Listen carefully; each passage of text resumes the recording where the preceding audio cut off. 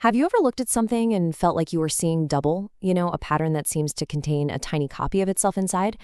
Well, today we're going to pull back the curtain on a concept that's exactly like that. It can feel like a total brain twister, but it's one of the most powerful and honestly beautiful ideas in programming and even in nature itself. We're talking about recursion. So let's start with this classic piece by M.C. Escher. Take a good look. What's really going on here? You've got a hand drawing another hand, which is drawing the first hand back into existence. It's a paradox, right? A kind of infinite loop caught on paper that really makes you ask, how can something create itself? And this whole idea of self-reference isn't just some clever artistic trick. It's a pattern that's literally woven into the world around us. Just think about a tree. You have the main trunk, which splits into large branches, and those branches split into smaller ones, and those into even smaller twigs. Every part is basically a miniature version of the thing it came from. Once you see it, you start seeing it everywhere. So this pattern, this idea of a whole being made up of smaller copies of itself, well, in the world of computer science and math, it actually has a name, and that name is recursion. So what is it? Put simply, recursion is just a process where a function calls itself. Yeah, you heard that right. It's a strategy for tackling a huge, complicated problem by breaking it down into smaller, bite-sized versions of the exact same problem. Just like that big tree branch is really just a collection of smaller, self-similar branches. Okay, but wait a minute. This brings up the million-dollar question, doesn't it? If a function just keeps calling itself over and over again, wouldn't it just run forever? Like those two hands drawing each other for all eternity? How do you ever get to an answer? Well, that's the beautiful secret. And it's actually way simpler than you might think.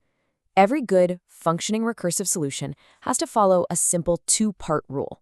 First, it needs a base case. Think of this as the stop sign. It's a condition that's so simple, the function just knows the answer and can stop calling itself. And second, it needs a reduction step. This is where it calls itself again, but, and this is the most important part, it does so with a problem that's a little bit smaller, a little bit simpler, a little bit closer to hitting that stop sign. All right, theory is great, but let's see this thing in action. And we're going to start with an algorithm that's, believe it or not, over 2,000 years old. It is the perfect, classic example of recursion. So the problem we're trying to solve is finding something called the greatest common divisor, or GCD for short. It's the biggest number that can divide evenly into two other numbers. And this is super useful for things you do all the time, like simplifying fractions, and it's even a key part of modern cryptography. For instance, the GCD of 4032 and 1272, it's 24. And this is where the genius of Euclid's algorithm comes in. It doesn't try to tackle the big numbers head-on. No way. It just keeps asking a simpler version of the same question. So finding the GCD of 4032 and 1272 becomes the easier problem of finding the GCD of 1272 and 216. And then that becomes 216 and 192. It just keeps repeating this one simple step, shrinking the problem each time, until the answer basically just falls right into your lap. And look at that. It fits our two-part rule perfectly, doesn't it? The reduction step is taking those numbers and making them smaller, and the base case, our stop sign, is when that second number hits 0. At that point, the algorithm knows to stop because the answer is simply the first number. Problem solved. And here's what's just mind-blowing.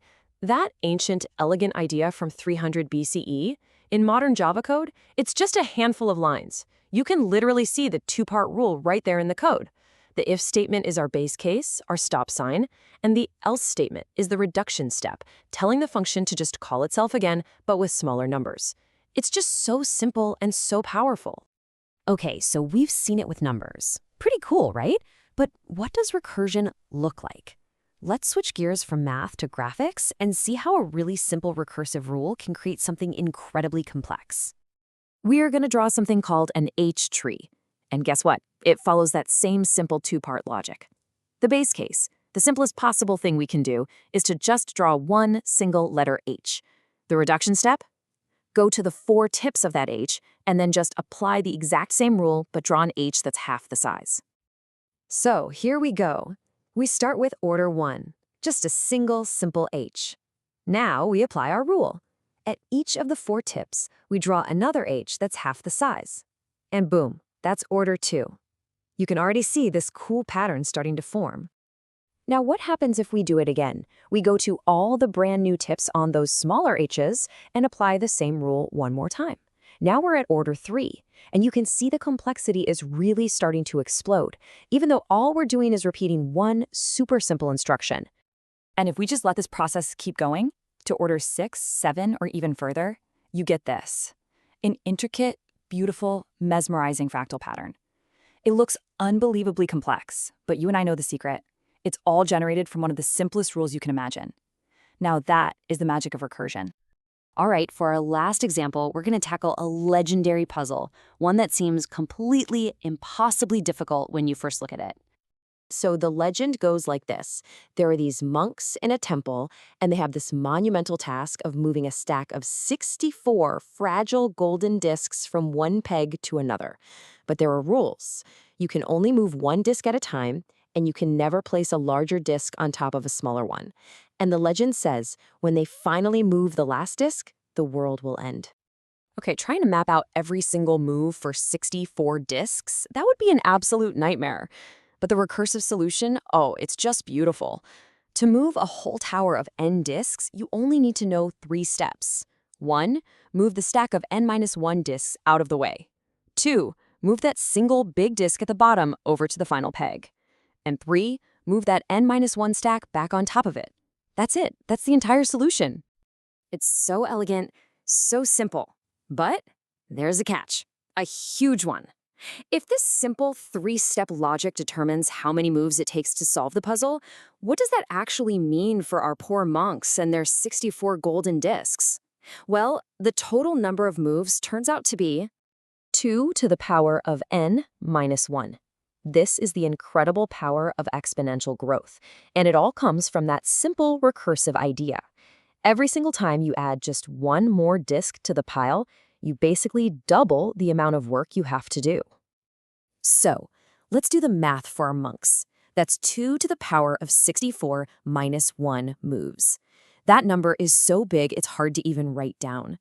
But let's imagine the monks are super efficient, and they move one disk every single second without ever stopping. How long do you think it would take them? Are you ready for this?